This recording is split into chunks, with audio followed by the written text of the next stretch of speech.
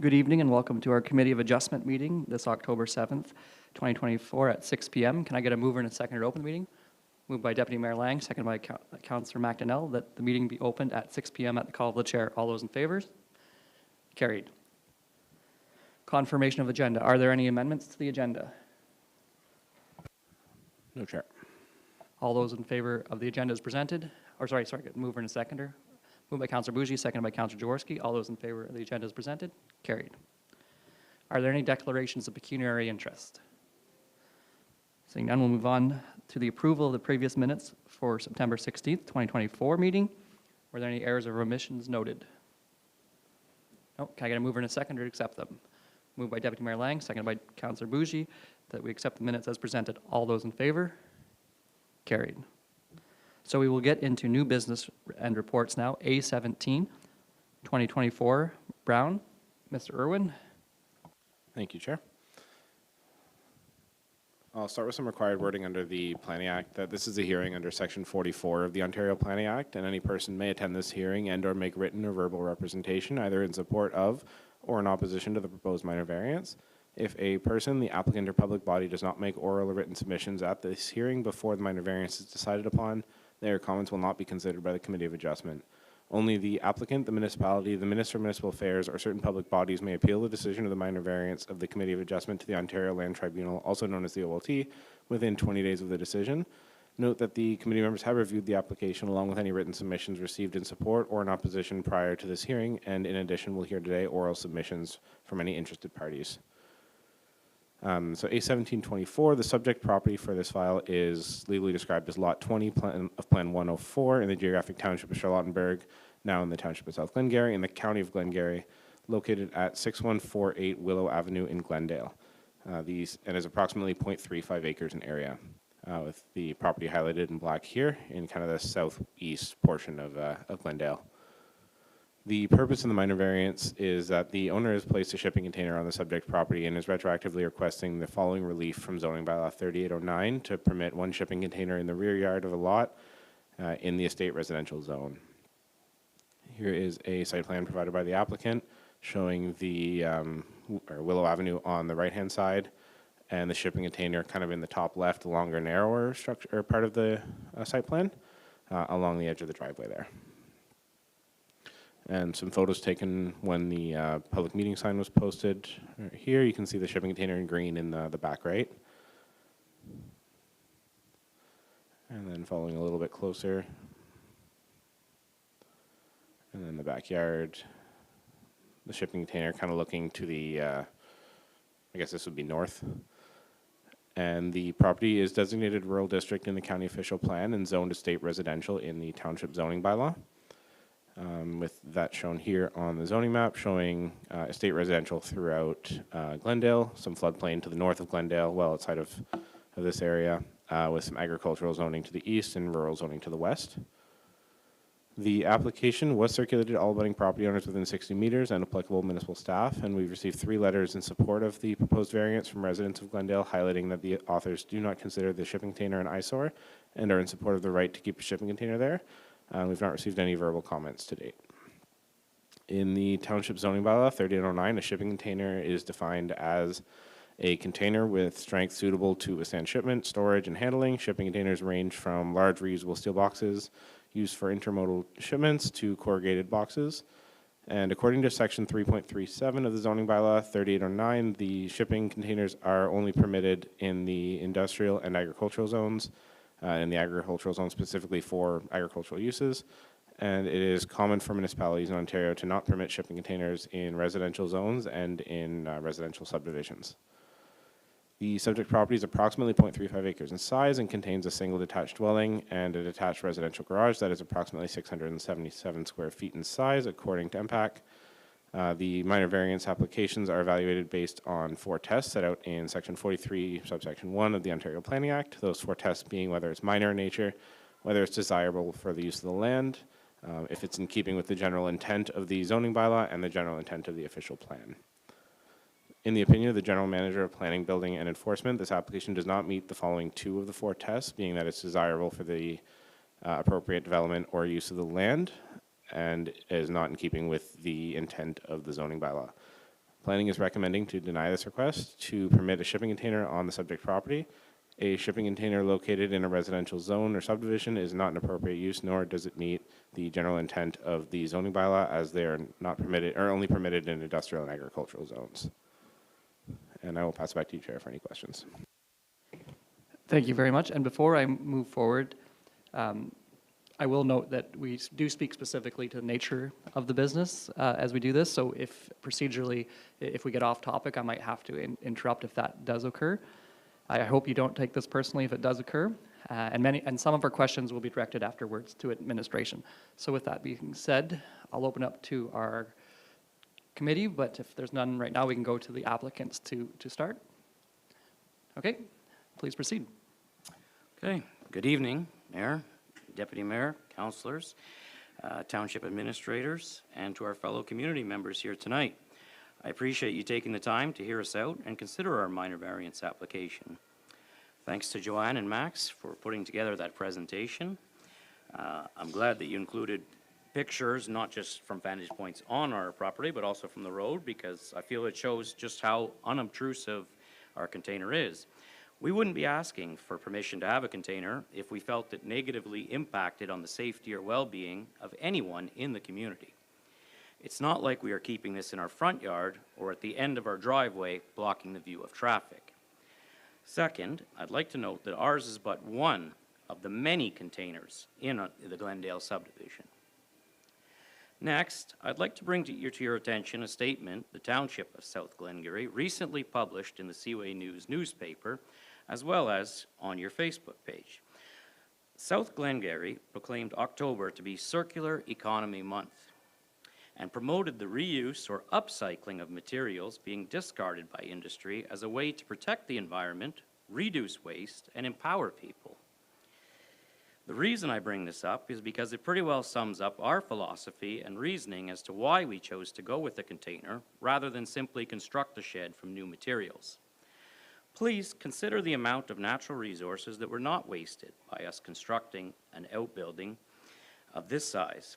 Like it says in South Glengarry's Week 2 release, by rethinking our approach to resources, we can significantly reduce carbon emissions, eliminate waste, and enhance the value of our natural assets. Together, we can create a healthier planet for all living beings. Powerful words, and a sentiment that embodies exactly what we are trying to do. The benefits of shipping containers are numerous. They are not flammable. There's no risk at all of fire. Due to their weight, you're not going to see one of them blowing down the road in a heavy windstorm, like we have seen with those tarp-covered tempo structures so many times. Shipping containers are engineered to be impervious to extreme weather, rodents, and thieves. It would be exceptionally costly to build a structure that is equally resilient.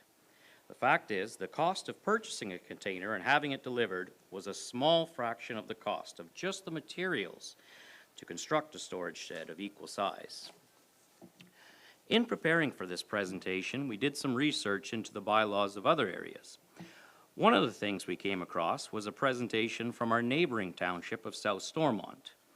In the recent zoning bylaw housekeeping update they published, they proposed amending their bylaw, which only allowed shipping containers in industrial and commercial zones, to also allow them in agricultural zones A and residential zones RU, RS1, RSS1, RH1, and RR1. Clearly, they understand the benefits are far from the only jurisdiction to make changes to allow them.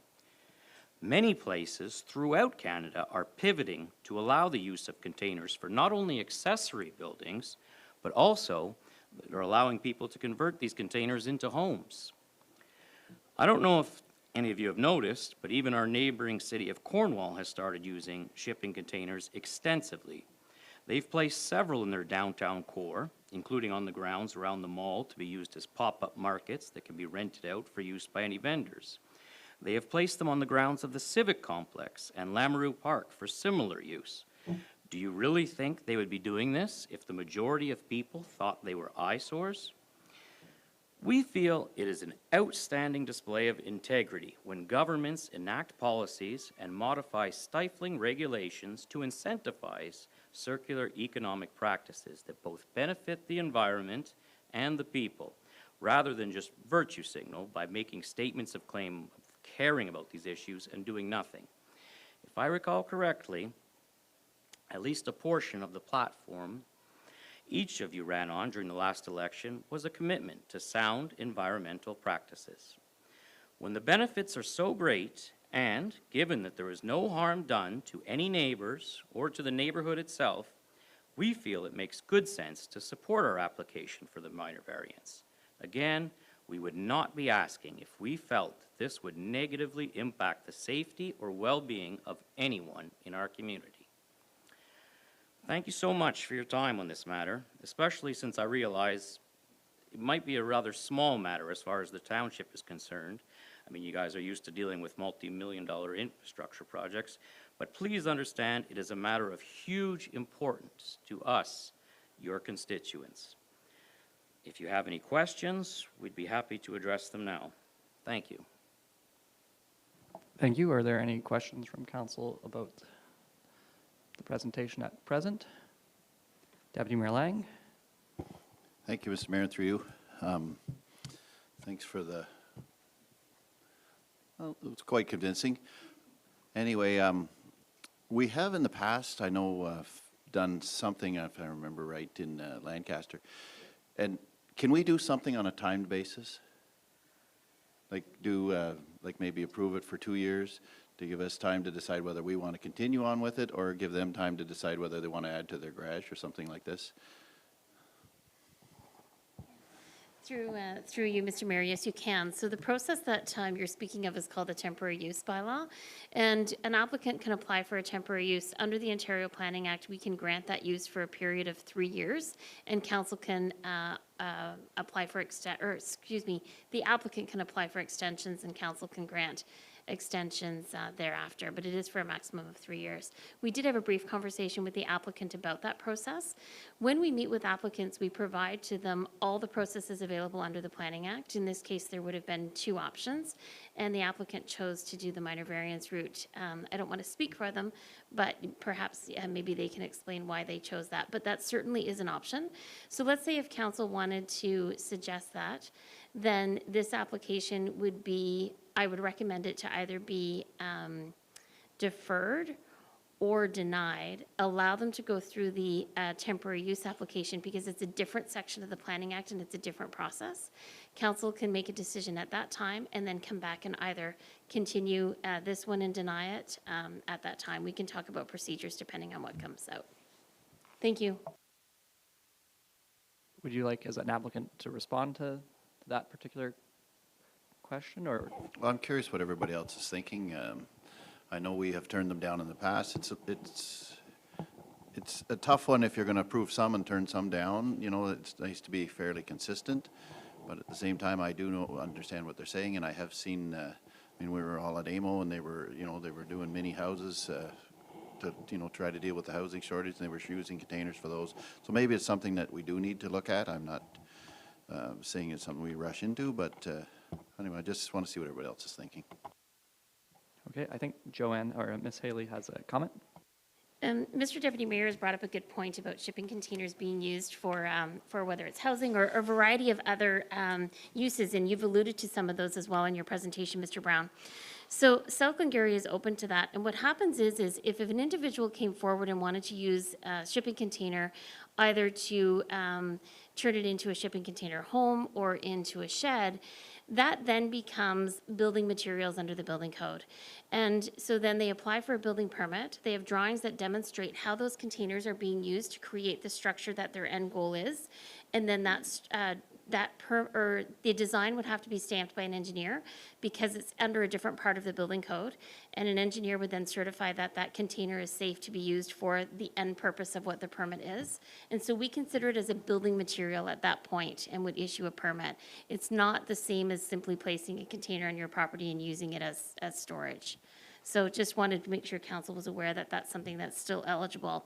So let's say, for example, a person came forward and wanted to change their shipping container into a shed and wanted to alter it, they would apply for the permit. They can put exterior cladding on it, they could put a roof on it, they could cut doors through it, et cetera, and that would trigger a permit. So those are available options as well. I respond to that? It just, I'm quite sure these containers, when they're built, are engineered. And, you know, to me, I don't see very much difference between, if you put a roof on it, would just be for looks, it wouldn't really do much because they are watertight already. What if a person just put one in place and said, you know, we have engineered, you know, they are an engineered thing to already. So I don't know if they want, if we'd be looking for them to be anchored, or if we're looking for cement underneath them, or what we would be looking for at that time. Anyway, I'm thinking these are things maybe we need to talk about. That's why I was wondering if there was a temporary thing that you would do for a year or two till, you know, we decide whether we're willing to go down that road or not. Councillor Bougie? Through you, Mr. Mayor, and thank you for your presentation. After hearing Deputy Mayor Lang, I feel like that might be an avenue, temporary use, until maybe a bigger conversation is had with council about this. I know they're not permitted in the residential area, but I can definitely see a use for them for many different reasons. But I would be in favor of maybe that temporary use. And then at that point, we can revisit it, we can look at it, because if it's past today, that's pretty much forever. Whereas at least this way, we have a little bit of control, we can revisit, is it working, is it not? And then move forward that way. So I think that would be that's where I'm going with this. Thank you. Thank you. Councillor McDonnell? Yeah, through you, Mr. Mayor. I'm not opposed to that either, but I just will say, when we did do the temporary use bylaw, I believe it was because the gentleman was closing a store and was using it to store inventory until he liquidated it. Just, there was an end date set by the owner at that time anyways to get rid of it, I believe. But it's an opportunity to see if it does work. I think the concern too here with the minor variance, it's tied to the property, so forever and a day after we pass it, there's no revoking it. And whether you stay there for another 50 years, or you sell it and the next people come in and put it in the front yard or put it on the road, that's the problem that we kind of have whenever we pass these. So we just have to be careful how we do them. It's just the minor variance is tied to that property, not to the owner. So that's just, that you have to just kind of consider, I guess, from where we have to weigh it as well. I believe the minor variance specifically states that it's for placing the shipping container in the rear yard.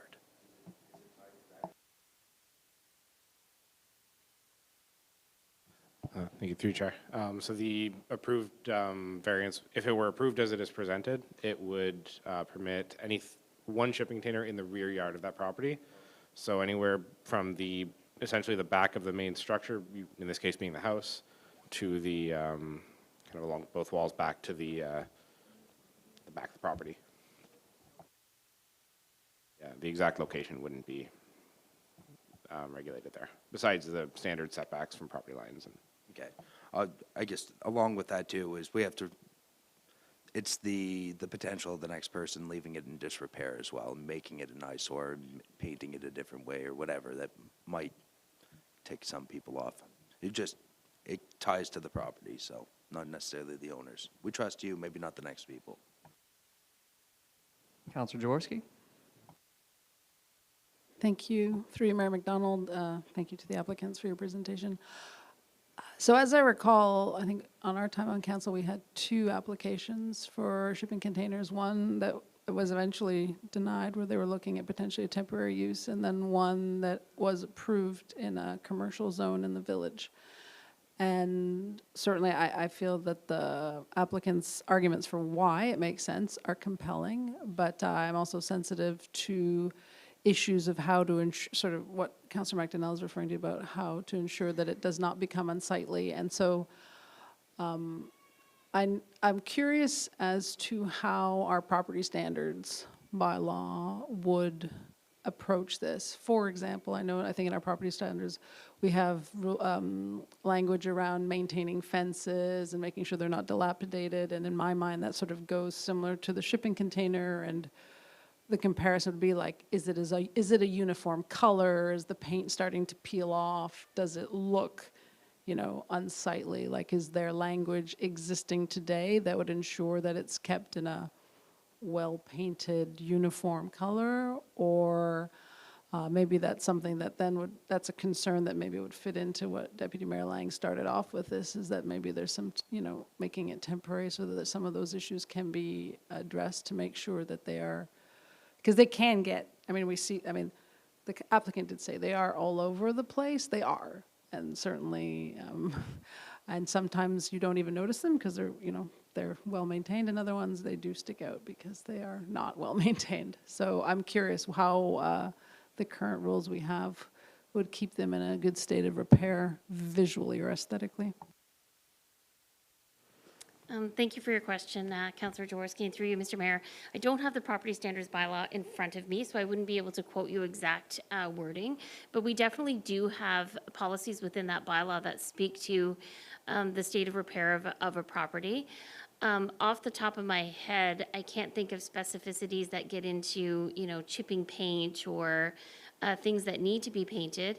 However, maybe I could make a suggestion. If council had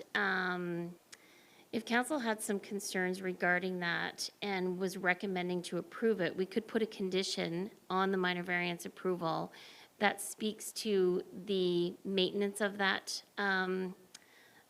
shipping container, that would then allow our bylaw officer to enforce if there was ever a concern in the future.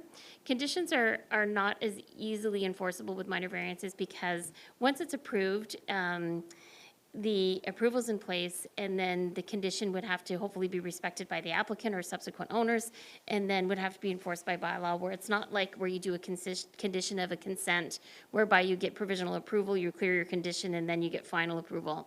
So there's no guarantee, but I think that would be, language to that effect could be possible. If you went the temporary use route, and I know that's not the topic before us this evening, but we could do something similar in that bylaw as well that would speak to that. But Thank you. Through you, Mayor. One more question to Ms. Haley regarding placement of them. Is there any guidelines in terms of side yard setback, or it's hard to tell from the image, but it looks like it's quite up against the property line, but that's probably just my guess. So I just don't know how again, with the language of the zoning saying it'll be in the rear yard, does that mean essentially you can go anywhere in the rear yard, or does it have to respect certain setbacks? so through you, Mr. Chair, in our conversation today with our chief building officials, we were talking about different approaches in handling shipping containers. And if we were to consider a shipping container to be a structure, so every time a container was placed on a property, whether it was an industrial or agricultural, would need a permit. We feel that that's kind of onerous, and that's something that our building department has chosen not to do. When it's considered a structure, I would expect it to meet the side yard setback of 1.2 meters. In this case, according to the drawing that was submitted to us by the applicant, I believe it says 3 feet where it's located on the property line. I know that's probably approximate, that's not a surveyed sketch, but we did have those discussions with the applicant at the time of applying. And so at this point, because it was placed there pre-approval, if it was approved, we've not stipulated in this minor variance application that we would expect it to be relocated to meet a 1.2.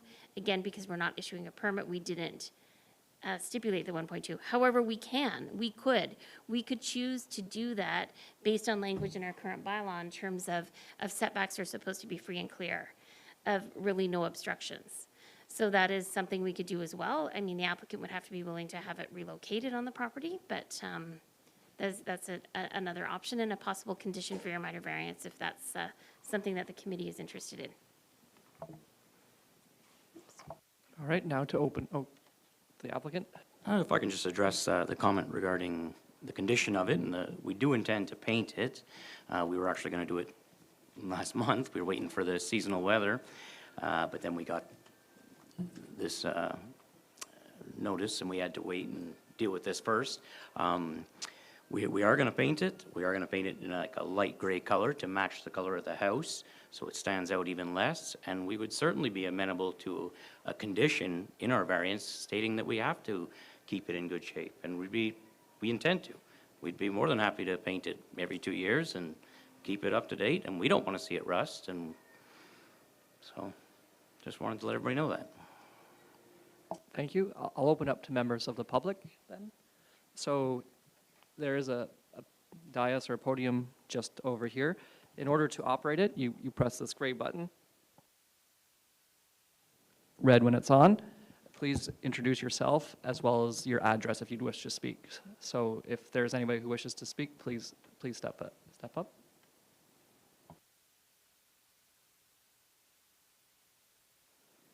Okay, so in that case, we'll look to the council, or sorry, not council, the Committee of Adjustment. Do they have any questions or comments further? All right, well, looking at the conversation we've had so far, it seemed to be going in two directions, and please correct me if I am wrong here. It looks like there might be a temporary use application. That would mean we would defer it and then accept a temporary use, probably for 3 years, and then we'll have a robust review, or maybe even up to 3 years, sorry. And then we can have a robust review of our policy to see if shipping containers is something we want to do or do differently. Additionally, we can approve it, and our conditions can speak to maintenance and possibly moving it from, say, 93 centimeters to 1.2 meters from the side. As you said, it was not as easily enforced, but that's possible. As well, the discussion hasn't gone that way, but we could also deny the request this evening. So does anybody want to? Deputy Mayor Lang. Thank you, Mr. Mayor. Just to the applicants, would you guys be interested in applying for a temporary use? I know you'd like to have this done and it's done for good, but I'm not seeing anybody putting their hand up to make a motion to pass it, so to me, it might be your best bet, but I'm just wondering if you would be interested in pursuing that avenue and then, you know, buying yourself a couple of years. So ultimately, our long-term goal is not to keep the storage container on our property. It is to expand our garage that's currently there. It's not in the budget right now for us, and not for the next 2 or 3 years, just given what's going on with, you know, our children and, you know, the age they're at, and we're in the midst of career changes, and, you know, my wife's returning to school, so the timing just doesn't work out at the moment. But our plan is not to have that shipping container sit there for 30 years. It is to ultimately expand our shop, and at that point, we wouldn't need the shipping container. But it is a bit worrisome to have that clock ticking, and we don't know what the future holds, and we don't know exactly when we'll get that done, but that is the plan. If that's all council is willing to do, we would accept that, of course. But yeah, we would prefer the minor variance to allow us to get things done at a pace that our budget allows. Thank you. Councillor McDonnell. Just a question on the temporary use, Ms. Haley. If it's passed the one time, it just comes back to council, correct? It's not an onerous ordeal after that, correct?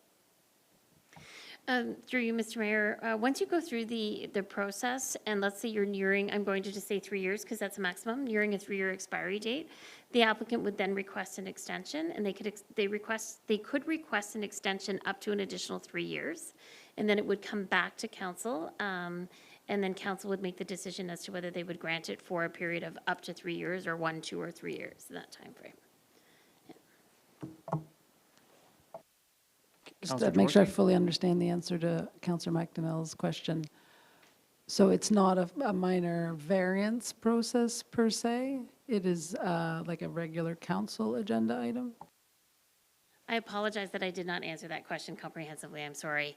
A temporary use bylaw is a type of zoning amendment application. So you would apply, we would circulate to the abutting property owners in a larger circulation, a minimum of 20 days in advance of a public meeting. We hold the public meeting, then we bring a staff report to council for approval. When it expires, the applicant would be required to go back through that process as well.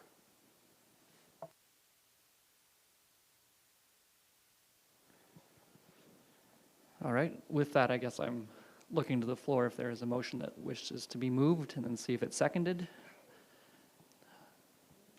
Councillor Jaworski, or a question too? Well, I mean, Generally, when we give minor variances, it's the public input that matters. It does figure, and in this case, we've received 3 letters of support and no negative feedback. So I definitely feel that anything that we do needs to have a maintenance clause in it.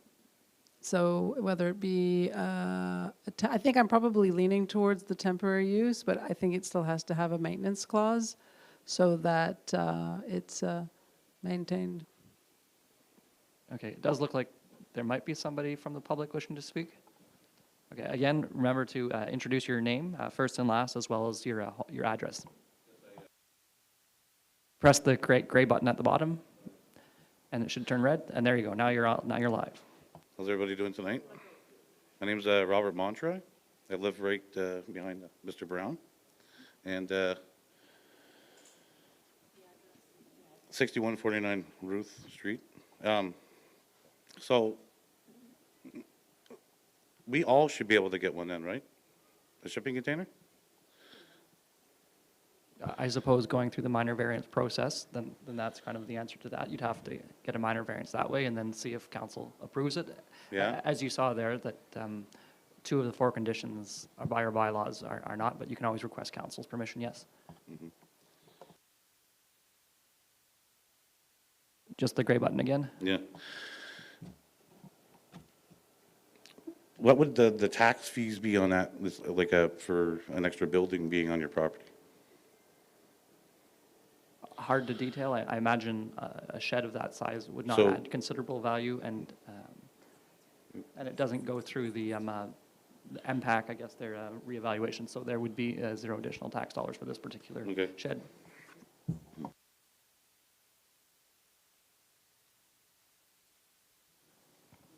All right. Oh, sorry. Councillor McDonnell? Through you, Mr. Mayor, I think the committee kind of understands where you're going. That's why we're not taking it lightly either. We understand. There's no tax addition. And yeah, it is a CCAN. They have a purpose. It's great when they do serve a purpose elsewhere, but it's not their intended purpose, I guess, right? And there is no advantage to the township to say yes. And we do understand that. We also understand that people like yourselves are, you'd like a larger shed, or you'd require a larger shed, but it's just not there, and everybody goes through different times. But if you want to speak. Yes, again, your name and then your address as well. Kathleen Lewis, 6149 Ruth Avenue. See, the problem is that it's us residents directly around that property that see this every day when we walk outside, This is what we see. It is an eyesore. It's an eyesore for all the residents. Thank you very much. Given the conversation is opening, is there any other interest from the community members? Again, name and address, please. Nicole Roche, 6153 Willow Avenue. So I live a few houses over. We can still see their driveway. It's not a big deal. To be honest, we don't notice it. My neighbor that lives beside me doesn't notice it. Why is it a big issue for people that live behind or beside that don't actually see it? It's not an issue. Thank Okay. you. Thank you. Are there any other comments from the public? Okay. Further comments from council? So then I suppose at this point, a motion either is to temporary use application, approve with conditions, or deny the application. So if anybody wants to put one of those to the floor, I think if we do the temporary use application, Ms. Haley did suggest that we defer tonight's evening with the intent to have a temporary use application, which would be up to 3 years. So we can defer, deny, and then with that process, because this would be it's the first time for me, so I thank everybody for their patience. So if we defer or deny in our motion, how would we suggest the temporary use application? Does that just by virtue of this conversation, or would it be through the motion? Would we have to change some of the wording? Thank you, Mr. Chair. I would simply recommend that you either defer or deny, and then it would be up to the applicant to approach administration to pursue the next Planning Act application, which would be the temporary use. Deputy Mayor Lang? However, we do need a reason as to why you're recommending to defer or deny, so we can record that in the minutes. Thank you. Okay, thank you. Thank you, Mr. Mayor, through you. If we defer, it'll have to come back at some point then. It would to me, it would be better to deny it, and then they apply for the temporary use, and it works its way through the system. But if we defer it, everybody's going to have to come back here for another meeting at some point to revisit it, you know. So that's what, if, I'll make a motion that we deny. If we deny, we don't need to have a reason to deny it, because its staff is recommending you deny it anyway. And you know, we can just simply say that it's not permitted in those uses, and then gives the applicants an opportunity to come back for the temporary use. So I'll make a motion to deny. Just before we get a seconder, we'll go to Councillor Jaworski. She has a question. That's okay. Deputy Mayor Lang? Again, just a clarification on Ms. Haley's answer. What is the difference in terms of process or timing between denial and deferral, please? So through you, Mr. Chair, the purpose or the difference is that you don't have to come back for the committee to make a final decision. The only reason why I say that you have an option between deny or defer is if you choose to defer it and the applicant, let's say, is unsuccessful in the temporary use process, they can always come back and ask the committee to make a decision. And that might still be a no, it might be a yes. And so that's just leaving an option open. It is entirely up to the committee whether you want to do a deferral request or decision, or a deny request, or decision. In terms of cost to the applicant, does it make a difference? So in the temporary use permit, or excuse me, the temporary use application is a $500 application fee. To defer it and come back, there's no additional cost. And to deny it, then there's no reason to come back, so there's no additional cost.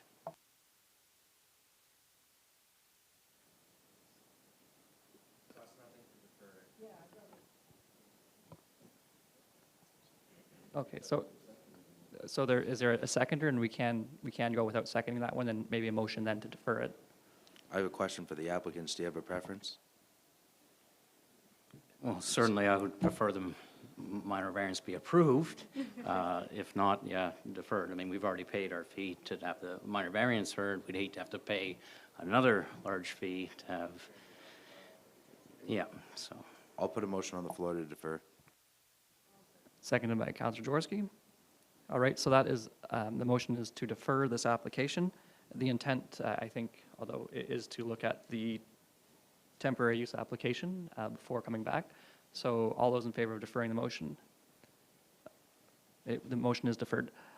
In this case, Mr. Irwin, do you have any caveats? Normally, there's a 20-day notice, but I think this is, as it's not approved, that those things do not happen. I believe we'll still send out the notice that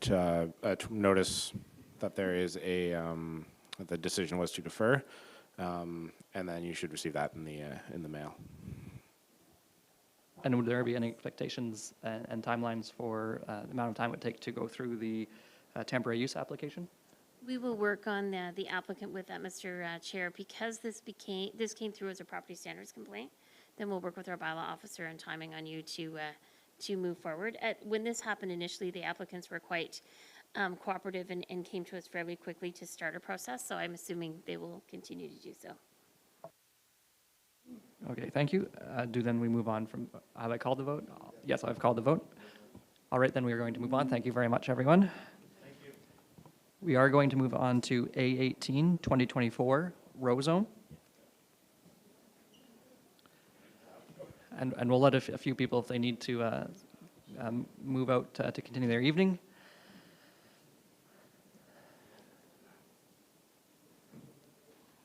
All right, Mr. Irwin. Thank you, Chair. So the subject property for A1824 is legally described as Lot 33 of Plan 19, being parts 1 and 2 of Reference Plan 14 R6662 in the geographic township of Charlottenburg, now in the township of South Glengarry in the county of Glengarry, and is located at 19679 William Street and is approximately 0.25 acres in area, highlighted here in black just along the river. The owner is proposing to construct a garage accessory to a single detached dwelling on the subject property within the required 30-meter watercourse setback and is requesting the following relief from zoning bylaw 3809 to reduce the required 30-meter setback down to 14 meters. Here is a zoomed out version with a zoomed in version of the site plan here showing the garage with the setback down to the water. It's in two measurements, they're highlighted. It ends up totaling just over 14 meters. But by the nature of requesting a 14-meter setback, they will have a little bit of wiggle room if it's placed slightly off center. And here are some site photos taken from when the public notice sign was put up. You can see, and you'll see a little bit clearer in it throughout the photos, but you can see where the garage is proposed. There on the right. And then this is the garage in the kind of center right with the slope down to the water. And this is the shoreline there. And just the other side of the property. Oh, and this photo was taken, I believe, this morning by our planner of showing where the site is at today. The property is designated rural settlement area in the SCG County's official plan and is zoned residential 1 and floodplain natural hazard in the township zoning bylaw. It is the opinion of planner Joanne Haley that the proposed variance is consistent with the intent of the official plan and the zoning bylaw. Here is a zoning map showing the natural hazard zone in kind of the blue along the water with the residential 1 zone to the south, surrounded by mostly institutional and open space zoning. And not the residential zoning. This application was circulated to all abutting property owners within 60 meters and applicable municipal staff. We've not received any written or verbal comments to date. We've also circulated the application to the Conservation Authority, who do not have any objection to the proposed minor variance. They do just request that upon approval there be a condition that the review fee be paid in full by the owner and owner applicant. The minor variance application is being recommended to be approved by our planner Joanne Haley. And I will pass it back to you, Chair, for any questions. Are there any questions from around the committee table? From the applicant, anything to add? No, it's, I've paid the fee to Raisin Region, so they're paid up. So, yeah, we're just trying to get this shed built to finish our project, and we'll be done. Are there any comments from the public? Okay, no comments from the public. Councillor Jaworski. Just want to say the property looks really nice. It's really coming along. And We're just about done. Deputy Mayor Lang. I think we're quite aware of the property. We've already passed a minor variance before, so I'll make a motion to approve. Do I have a seconder? Seconded by Councillor McDonnell. All those in favor? Okay, the motion is approved as presented. Thank you. Mr. Irwin will have a little caveat here. So your minor variance has been approved. You should receive a notice in the mail shortly, and there will be a 20-day appeal period. As soon as that expires, assuming we receive no appeals, then building permits can start to be issued as soon as they're complete and reviewed. And yeah. No problem.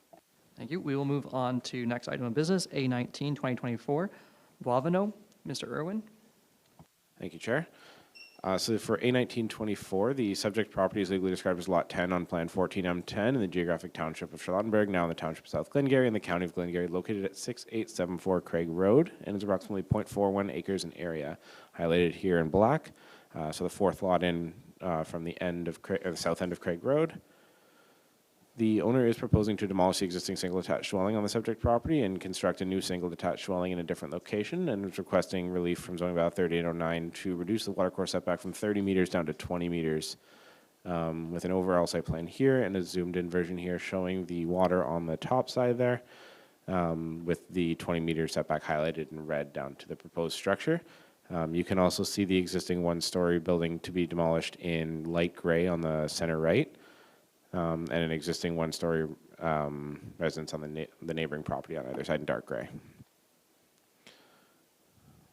Here are some photos taken from this one would be taken standing on Craig Road when the public notice sign was put up. This would be back down by the water, showing the type of shoreline. It's mostly anthropogenic and maintained as such. Here is you can see the existing dwelling with the setback to the water. Existing dwelling standing from the water. This would be the west side of the house. Again, the shoreline go. House again.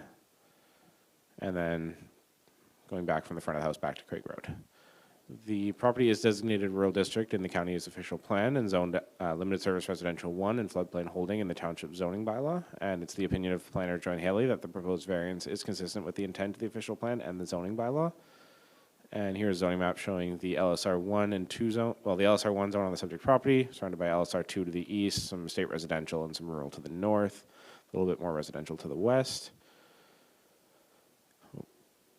The application was circulated to all abutting property owners within 60 meters, and we've not received any written or verbal comments to date. And the application was also circulated to the Conservation Authority, who just had the same request as last time. They have no objections, but just requested their review fee paid in full by the owner and applicant. And the minor variance application is being recommended to be approved by our planner, Joanne Haley, and I will pass it back to you, Chair, again. Thank you. Are there any questions from our committee members? Councillor Jaworski? Sorry, thank you, through you, Mr. Mayor. I'm sorry, I keep asking for clarification on things. So on the package that we received, I'm a little confused as to, like, on this property, there's the house, there's a one-story residence that's being removed, then there's the one that's being built that was in red in our package, but then there's all these other buildings all across. Those are all on, yeah, like, that's just neighbors, right? I was confused by the fact that we have the lot lines all around it, but we're just referring to the, okay. So we're constructing a new house further back from the water, is the summary. Correct, yeah. The Thank you. red is the new house, light gray is the old house, and you can kind of see the dash lines going between them are the property lines. All right. Do the applicants have anything to add to the presentation? No? Any questions from the community or the public? All right, seeing none, do we have a motion? Councillor McDonnell, Move to approve as presented. and seconded by Councillor Bougie. All those in favor of the motion and the presentation and the report as presented? Carried. All right, so it has been approved. Your Thank you. caveat? So your minor variance has been approved. There will be a 20-day appeal period, and you should receive a notice in the mail as soon as that appeal period expires, assuming we don't receive any appeals, but you can start to issue any complete and reviewed building permit applications. Thank you. Thank you. So then our next meeting will be October 21st, 2024. The time will be to be determined. Can I get a motion or a mover and a seconder to adjourn? Moved by Councillor Jaworski, second by Councillor McDonnell, that we adjourn to the call of the chair at 6:47 p.m. All those in favor? Carried. All right.